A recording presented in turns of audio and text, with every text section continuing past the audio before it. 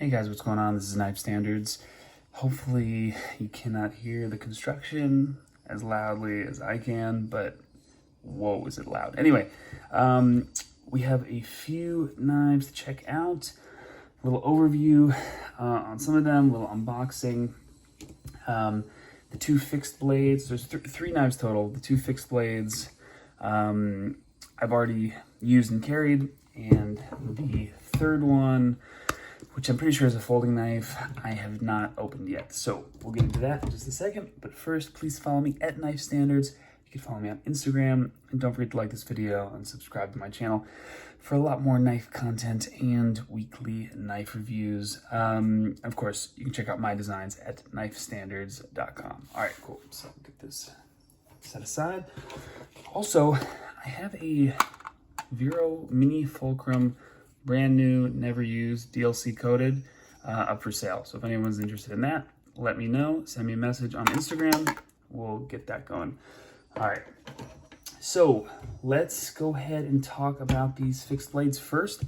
Everything is coming in from Kizer. I actually forget the names of these two. Oh, well. A lot of Kizer stuff. Oh, there we go. I like it. They put the name right on there. So I actually used this. I was breaking down a bunch of boxes, used this, and it was just not doing it for me. For me, the shape, the size is great. The shape, the micarta was kind of bugging my hand. D2 steel. I'm not a huge fan of this kind of paint Cerakote on the Kizer knives, but it just wasn't comfortable. It wasn't cutting the way I wanted it to. It's pretty thick stock, flat ground.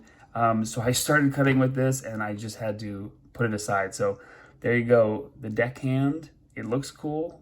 Got a nice little sheep's foot blade, little sharpening choil, but huge billboarding, but it just did not do it for me.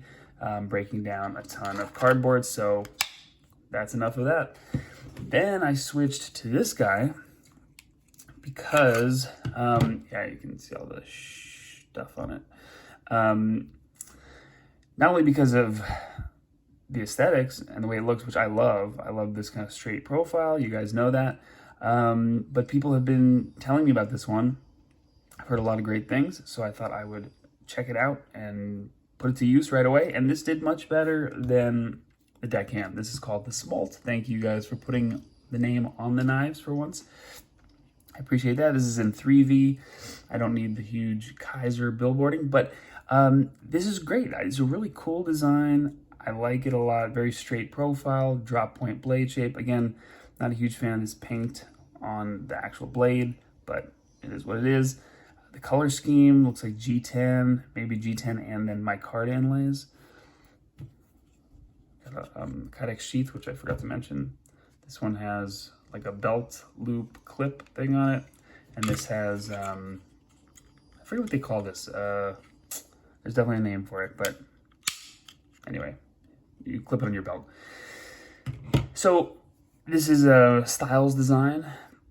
He did the what do you call it?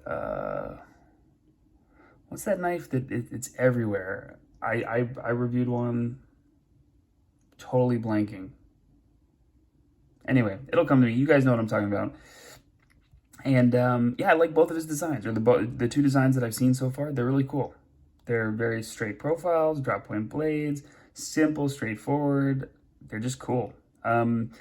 So I heard that he is now exclusively designing for Kizer, so good for him. That is awesome. I know nothing about him, but cool designs, man. Really cool. It wasn't, my only complaint with this, it wasn't comfortable, you know, after 5-10 minutes of breaking down the cardboard. It just wasn't comfortable. And I've used my tactical, for example, my tactical pterodactyl fixed blade, and I've broken down cardboard with that, and it's still comfortable. Same thing with the ProTech that I have, the SBR fixed blade, comfortable, and it stayed that way throughout the whole cutting process. This one, it just got, I don't know, I'm not sure if it's the shape, this neutral handle, but usually neutral handles feel great in my hand, and just after a while, I don't know if it's the size, maybe it's a little bit too thin, or maybe it's these ridges. I don't know what it was exactly, but it just was not that comfortable in my hand. The design is awesome. I think this is a really cool start. I would love to see this in different materials, different blade steels. Very cool. Man, so many Keisers, which I'm not complaining, but whew. All right, let's get this unboxed. It is the Huldra designer Mason Hayes S35 VN blade, black stonewash titanium handles. All right, get that out of the way. I'm liking these pouches. I think these are the older pouches, but better than the jeans, like the blue jeans pouch. Oh, okay. I've seen this before. This is interesting. This is the one that, I mean, it looks a little silly,